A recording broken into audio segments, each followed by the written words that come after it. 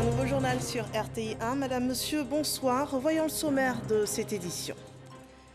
Le Premier ministre se fait vecteur de paix dans sa commune à Bobo. Il y a rencontré ce jeudi les leaders d'opinion et la jeunesse. Ils ont reçu d'Ahmed Bakayoko la mission de travailler à la cohésion sociale et au maintien de la paix au sein de leur communauté. Les législatives du 6 mars prochain, sur les 1266 candidats validés par la CEI, 688 sont des indépendants à l'assaut de l'hémicycle. Qui sont-ils? Quelles sont leurs motivations? Sont-ils fiables?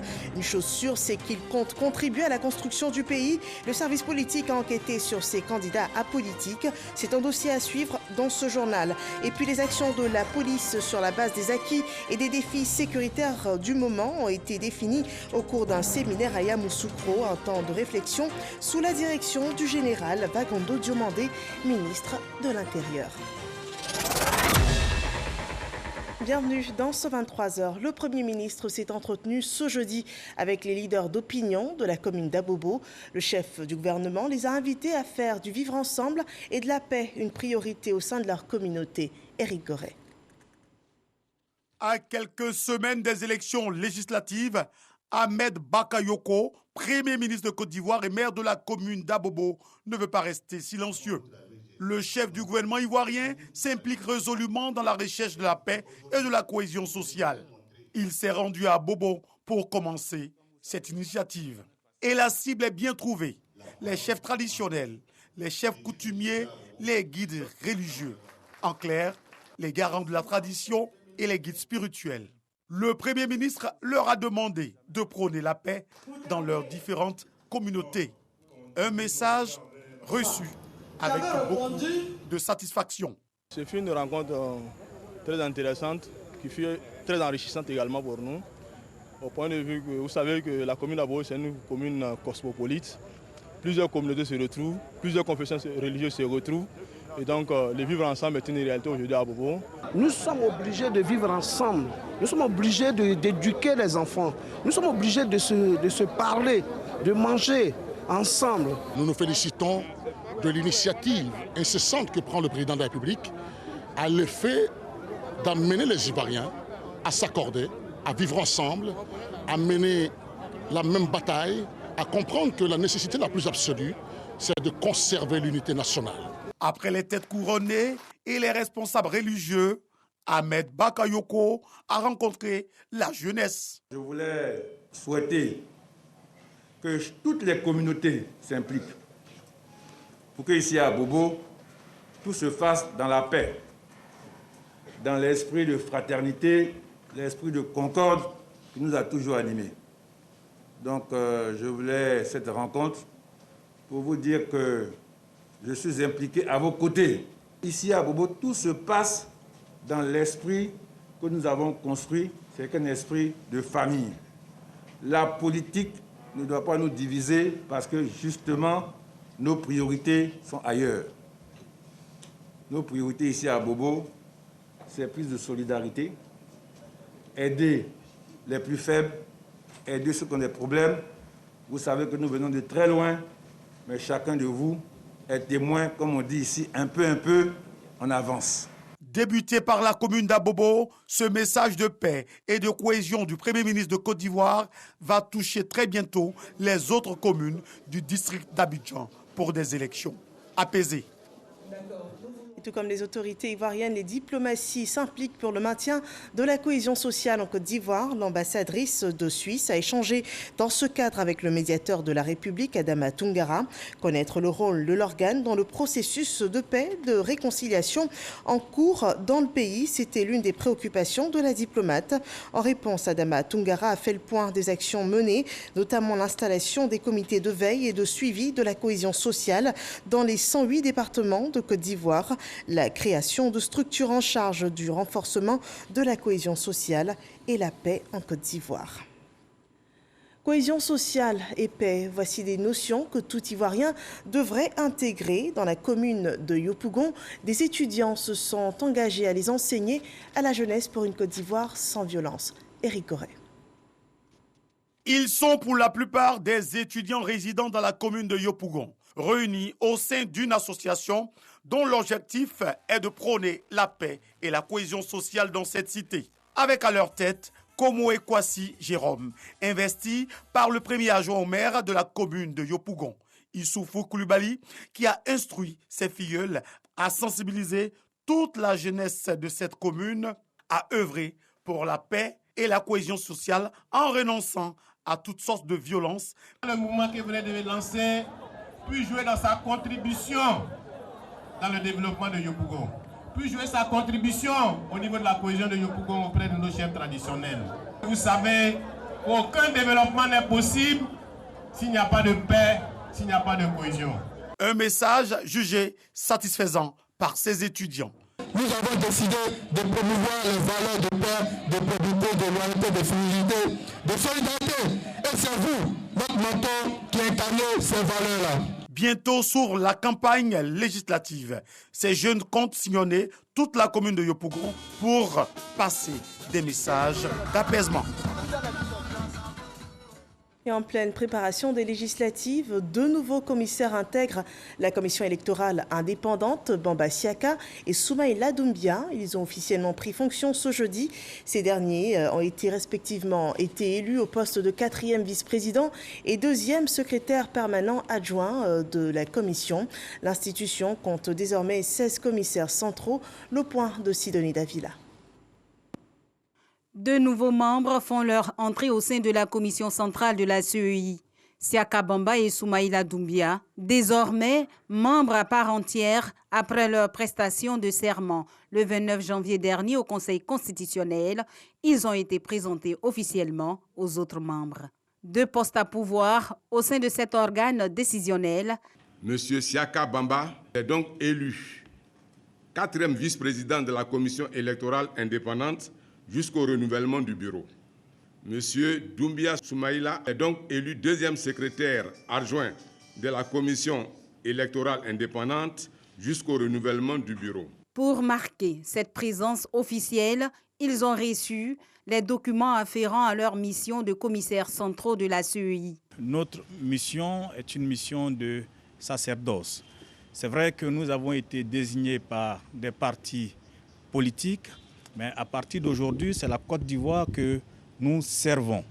Nous avons ce que nous appelons une sorte d'obligation d'ingratitude vis-à-vis de ceux qui nous ont envoyés ici, mais une mission de rester indépendant et impartial, n'est-ce pas, dans le jeu politique et dans le jeu électoral. C'est ce que nous ferons. Nous attendons de la rigueur, qui est la leur d'ailleurs, parce que n'oublions pas que M. Siaka Bamba est un ancien de la maison. Et tout comme aussi M. Doumbia, peut-être qu'il n'est pas ancien de la maison, mais il fait preuve de détermination, laissant présager qu'il va faire preuve de rigueur dans l'exécution de sa mission. Composée de membres permanents et de membres non permanents, la commission centrale de la CEI compte 16 membres. Ouvrons à présent le dossier politique de ce jeudi. Ils sondent le processus électoral des législatives. 255 nouveaux députés seront désignés par les Ivoiriens au cours de cette élection prévue le 6 mars prochain. 1266 candidatures ont été validées par la CEI. On y compte 688 candidats indépendants. Des indépendants qui sont à l'assaut de l'hémicycle ivoirien. Ils comptent bien ravir le plus grand nombre de sièges. Découvrons-les avec Alexis Ouedraogo.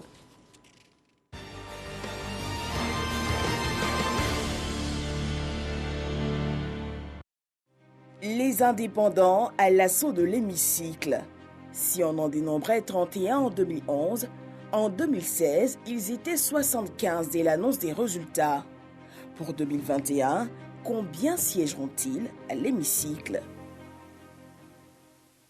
Ibrahim Kamaté, la quarantaine révolue, est candidat indépendant pour les législatives du 6 mars.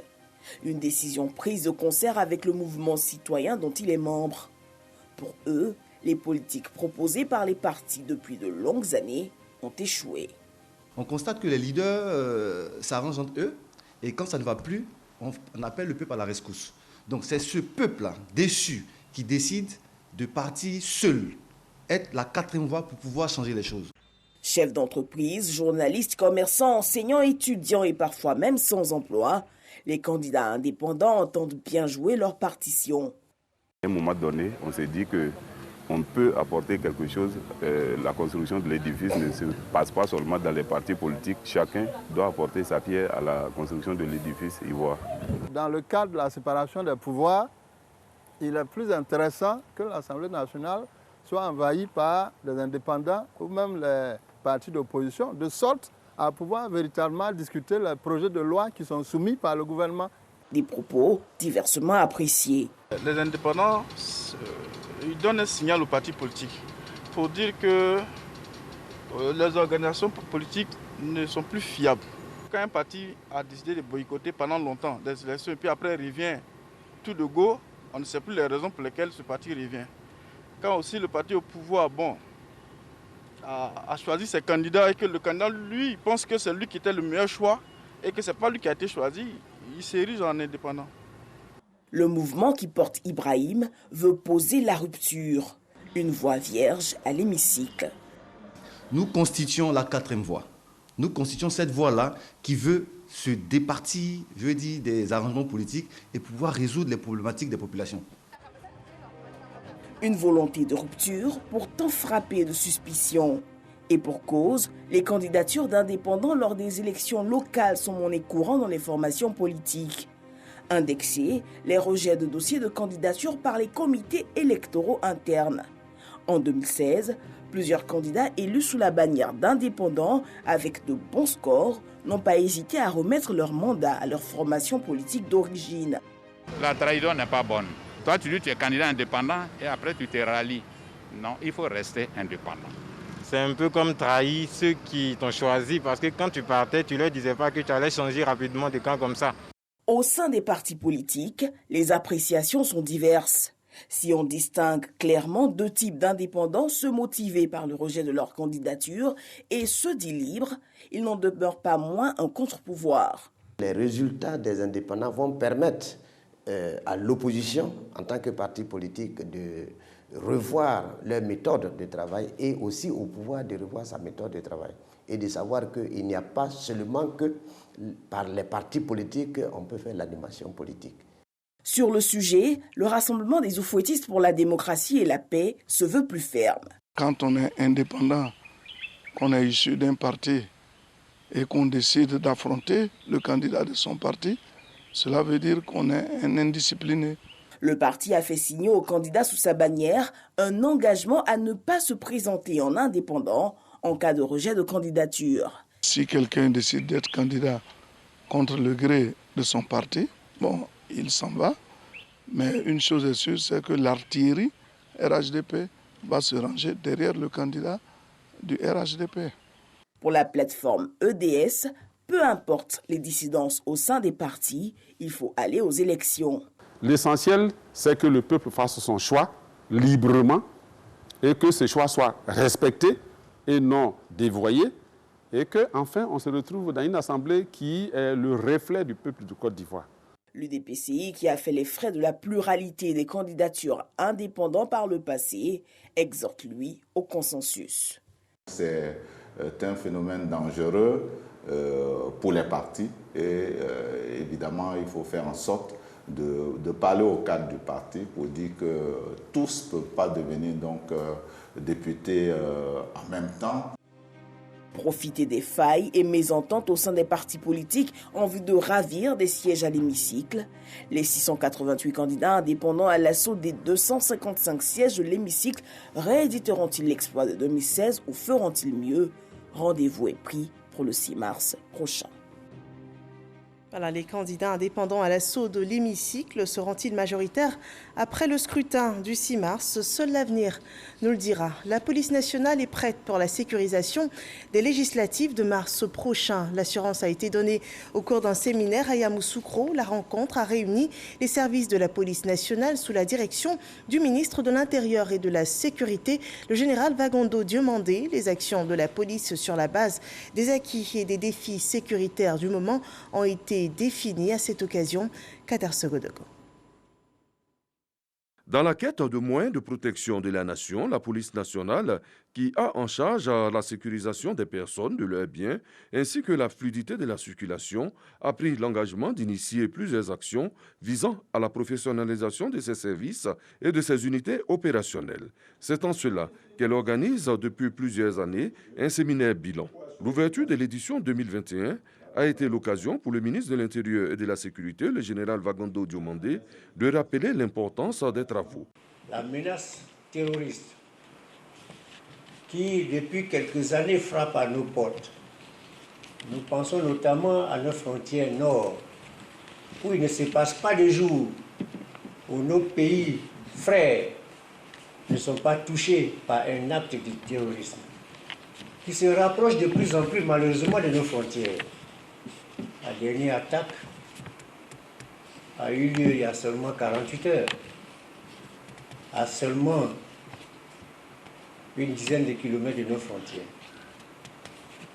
Je voudrais donc compter sur chacun des séminaristes pour une participation active et franche à tous les travaux en vue de l'atteinte des objectifs de ces séminaires. Il devra aboutir à des propositions réalistes, efficaces et réalisables surtout. La rencontre qui se tient quelques semaines avant les élections législatives permet au ministre de rassurer la population. Je voudrais, au nom du président de la République, féliciter l'ensemble des forces de police pour la parfaite prestation qui a été servie pendant l'élection présidentielle d'octobre 2020. Cette partition jouée par la police a été saluée par tous les observateurs, tant nationaux qu'internationaux. C'est le fruit justement de cette remise en question permanente de ce que nous pouvons servir à nos populations et en retirer le meilleur.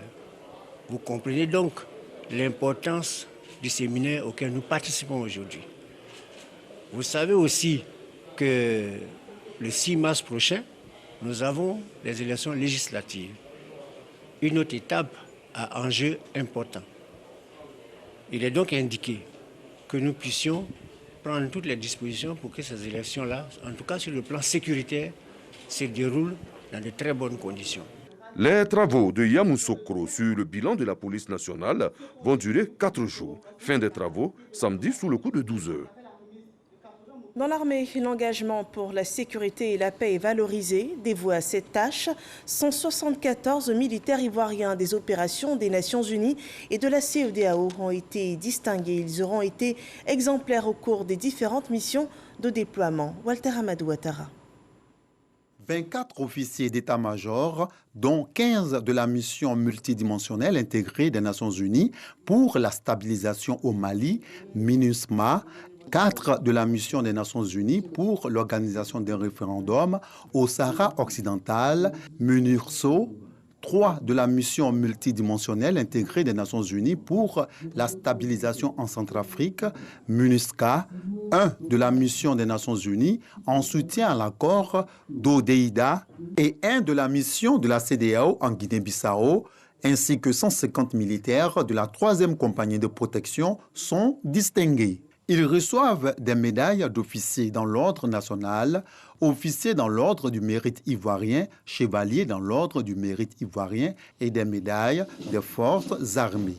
Certains de ces récipiendaires ont séjourné au Mali, à Tombouctou, du 31 octobre 2019 au 21 juillet 2020, puis déployés à Mopti du 22 juillet au 15 novembre 2020.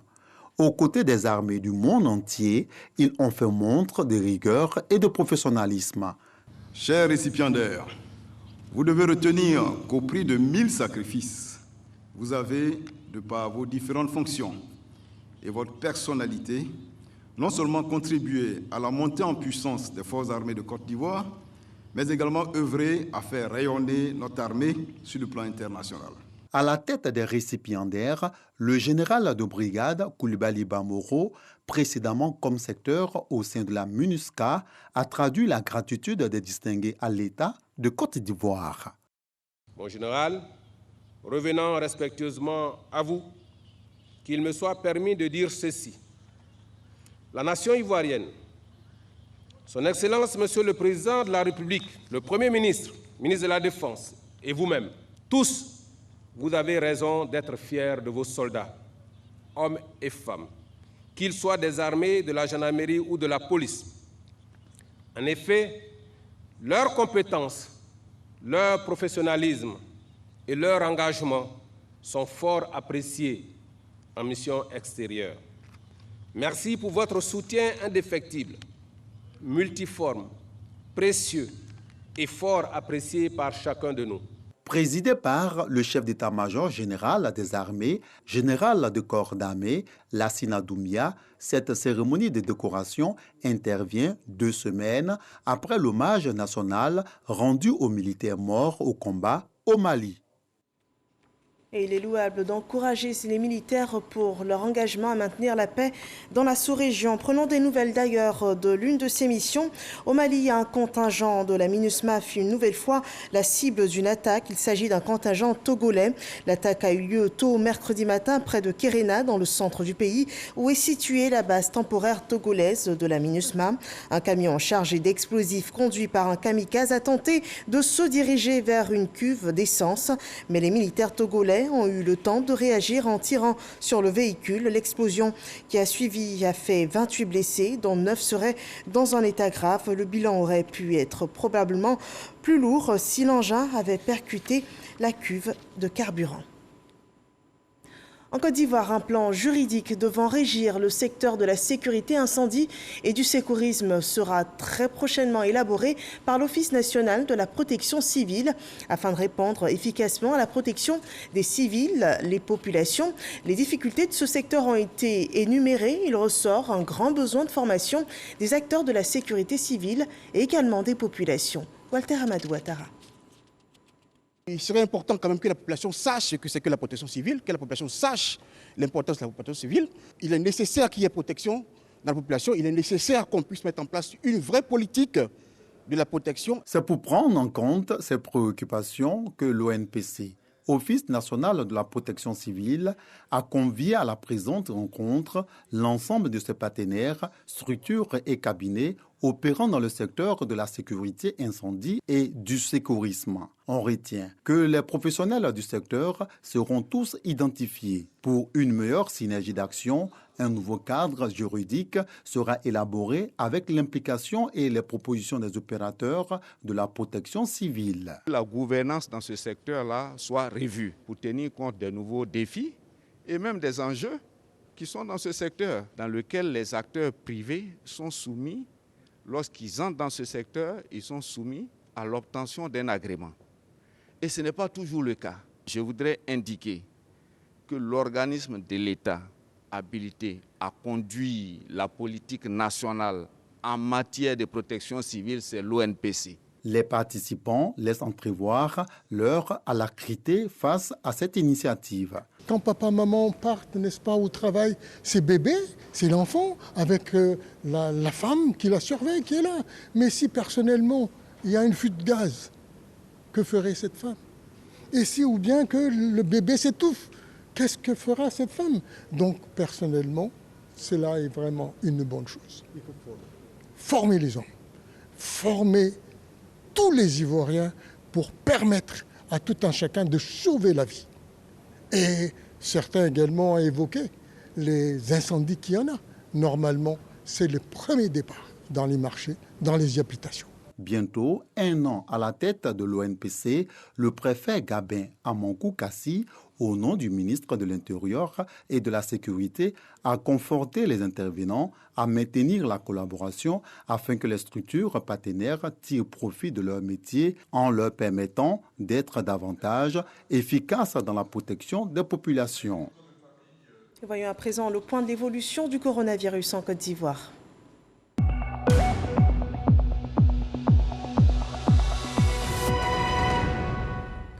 Le point de la situation sanitaire publié ce jour présente 286 nouveaux cas de Covid-19 sur 3400 échantillons prélevés, soit 8,2% de cas positifs. 416 personnes sont guéries de la maladie et 2 en sont décédées à cette date du 11 février 2021. La Côte d'Ivoire compte donc 30 526 cas confirmés de Covid-19, parmi lesquels 28 736 personnes en sont guéries, 171 personnes décédées. Il reste encore 1619 cas actifs. L'appel au respect des gestes barrières reste toujours en vigueur. Veillons à leur application car c'est par la discipline que nous vaincrons ce virus. Parlons maintenant d'économie circulaire. Ce nouveau modèle économique à vision systématique englobe les notions d'économie verte, économie à l'usage, économie de performance et l'écologie industrielle. La dernière notion s'appliquera au secteur de l'environnement en Côte d'Ivoire. Une convention a été signée ce jeudi entre le ministère de l'Environnement et une société agroalimentaire. Grace Kando. Parvenir à zéro émission nette de gaz à effet de serre d'ici à 2050, engagement pris par une société agroalimentaire. Pour élever ce défi, signature de convention donc entre le ministère de l'Environnement et du Développement durable et cette entreprise. Réduire, réutiliser, recycler. Ces 3 verbes résument bien la voie de l'économie circulaire choisie pour diminuer la pollution plastique dans nos océans, lagunes et rivières notamment. Dans la lutte contre le plastique, notre groupe s'est fixé un objectif très ambitieux. Rendre 100% de nos emballages recyclables ou réutilisables d'ici 2025, afin que plus aucun de nos emballages ne finisse dans la nature. Le partenariat entre ces 2 structures s'inscrit dans le cadre de la promotion des emplois verts et de l'économie circulaire. Les emballages d'une entreprise ne devraient pas se retrouver dans la nature, les décharges publiques et les dépôts sauvages. La croissance économique du pays ne saurait être durable sans la prise en compte de la dimension environnementale dans les politiques, les programmes et les projets de développement. Il ne s'agit pas seulement de préserver, mais il faut créer des opportunités comme celle qui nous réunit ce jour. Et pour cela, je rends hommage à son Excellence, Monsieur le Président de la République Alassane Ouattara, pour sa vision axée sur la prise en compte du volet social que nous implémentons dans notre politique environnementale.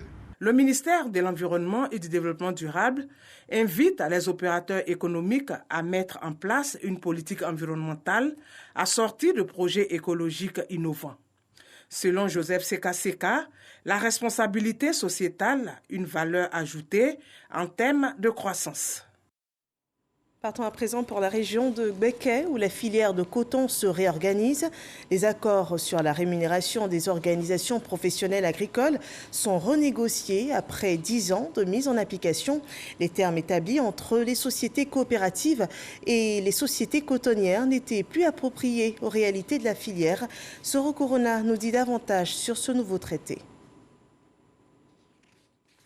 Conclu en mars 2011 à Yamoussoukro, les accords interprofessionnels sur la rémunération des organisations professionnelles agricoles de la filière coton ne répondent plus aux exigences du moment. Des accords mis en cause par les sociétés cotonnières. Cet accord permettait aux unions des sociétés coopératives qui ont décidé de ne pas faire d'encadrement de bénéficier d'un appui de 2,5 francs par kilogramme de coton pour leur fonctionnement. Et cet accord a fonctionné de 2011 jusqu'en 2017. Et en 2018, quand il y a eu le zonage, donc cet accord a été remis en cause par une des parties. Pour réactualiser ces accords en tenant compte du système de zonage, Intercoton et les 3 familles professionnelles de la filière coton ont réfléchi à Bouaki. 2 jours durant, ces acteurs ont travaillé pour conclure des accords qui prennent en compte les préoccupations des 2 parties. Les accords interprofessionnels, que ça ressuscite, tout le monde tombe d'accord pour que le travail puisse marcher. Les sociétés coopératives et cotonnières, les 2 principales parties prenantes, attendent un meilleur accord pour redynamiser la filière. Nous sommes ici pour défendre, parce que si on a eu quelque chose ici, ça va arriver sur le proviseur aussi. Nous sommes d'accord sur les fondements. J'espère que l'atelier permettra donc de trouver des solutions aux problèmes qui vont se poser. Avec une production de 490 000 tonnes en 2020, la Côte d'Ivoire est le 3e pays africain producteur de l'or blanc. Une production qui doit atteindre les 500 000 tonnes cette campagne cotonnière 2020-2021. Et c'est le dernier point d'information de cette journée. Nous terminons sur cette petite note de culture. Le peuple chinois s'apprête à célébrer son nouvel an 2021. L'année du buffle de métal débute le 12 février 2021 et touchera sa fin le 31 janvier 2022. Excellente fin de soirée chez vous.